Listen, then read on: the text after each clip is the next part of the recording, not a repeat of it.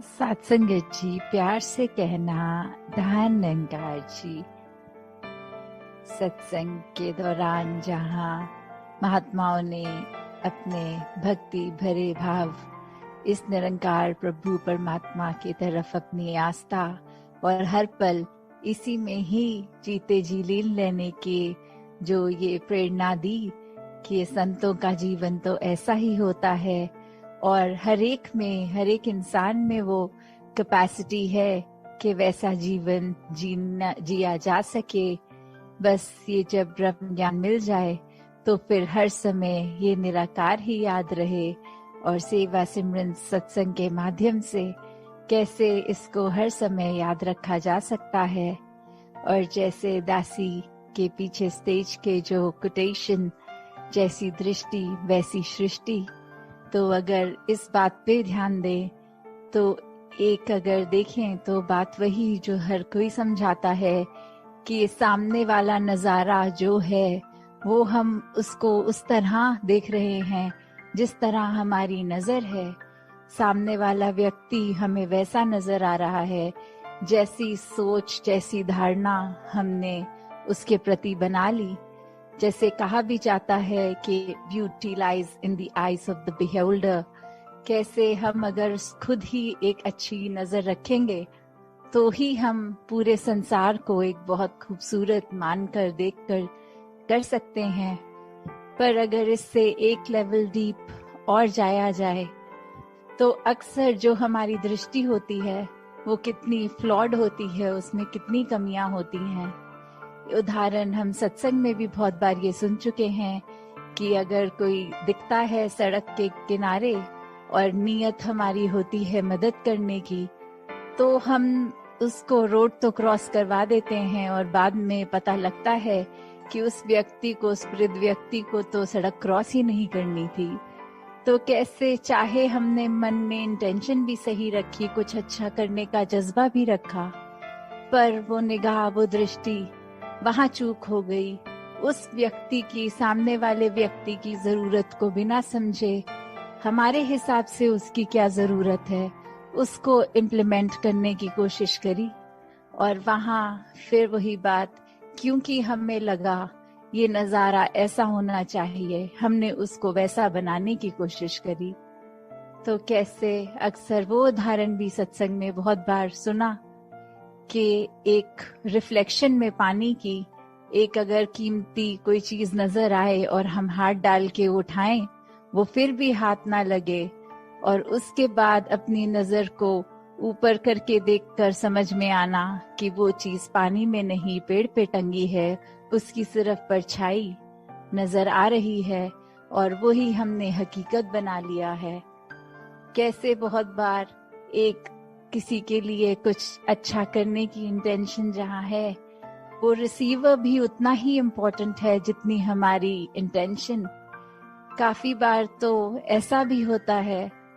कि एक हम हाफ वे किसी की कम्युनिकेशन के बीच में जब जाते हैं, कोई कमरे में दो व्यक्ति अगर बात कर रहे हैं, अब उनकी बात का कॉन्टेक्स्ट हमें पता नहीं, पर हम जैसे ही कमरे में गए हमने कोई एक सेंटेंस सुन लिया या हमारी आंखों ने उस समय कुछ ऐसा विजुअल देख लिया जो लगता है दिमाग को कि ये कुछ गड़बड़ है या कुछ चीज ठीक नहीं लग रही, पर उसके पीछे की एक जो बात है वो हमें पता नहीं होती। सिर्फ हमारी कानों ने जो एक वो पंक्ति सुन ली, हम अपने मन की धारणा से उसके ऊपर कितना कुछ आधारित कर लेते हैं। हमारे हिसाब से वो व्यक्ति भी खराब हो जाते हैं मन में, चाहे उनको डायरेक्ट ना कहा जाए, फिर भी हम उनके प्रति कितना भार अपने मन में बना के बैठते हैं कि वो व्यक्ति ऐसा कह रहा था, मेरे कानों ने खुद सुना है।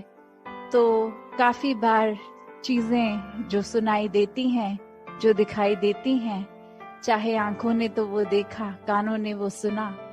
फिर भी वो एक वैसी नहीं है। ये हमारी परसेप्शन, ये हमारे दिमाग का काफी बार ऐसे बोलते भी हैं कि लुक्स कैन बी डिसेप्टिव, कि कैसे हम जो देखते हैं वो वैसा है कि नहीं, वो भी हमारी सोच ही है, वो हमारी समझ ही है। तो कैसे हर किसी ने जब परमात्मा को मन में बसा लिया, इस निराकार के ऊपर हर ख्याल को अपने बेस किया, तो फिर वही बात जो दासी अक्सर लगभग हर सत्संग में ही रिपीट करती है कि ये बेनिफिट ऑफ डाउट जब किसी को देना आ जाए, जब मन से ये लगा कि शायद जो हमारा नजरिया है वही ठीक नहीं था, सामने वाला व्यक्ति तो बिल्कुल ही ठीक है, या फिर अगर कुछ गड़बड़ भी लग रही है तो कैसे किस वजह से वो ऐसा हुआ होगा, जो हमारी आंखों ने कुछ विटनेस किया, हमने कुछ ऐसा फील किया, या फिर कभी किसी के कुछ बिहेवियर को ही देखकर मन में लगता है कि ये इंसान थोड़ा अजीब है। पर अगर हम वो भी समझना चाहें कि अगर वो कुछ ऐसा रिएक्शन दे रहा है तो वो उसके पीछे क्या कारण रहा होगा, और बहुत बार अगर ध्यान से उस व्यक्ति की जीवन को देखते हैं तो पता लगता है कि काफी बार हो सकता है वो व्यक्ति को कुछ अच्छे एक्सपीरियंसेस ना हुए हों, जिसकी वजह से अब उसका नेचर इस तरह तब्दील हो गया है। वो इंसान, वो व्यक्ति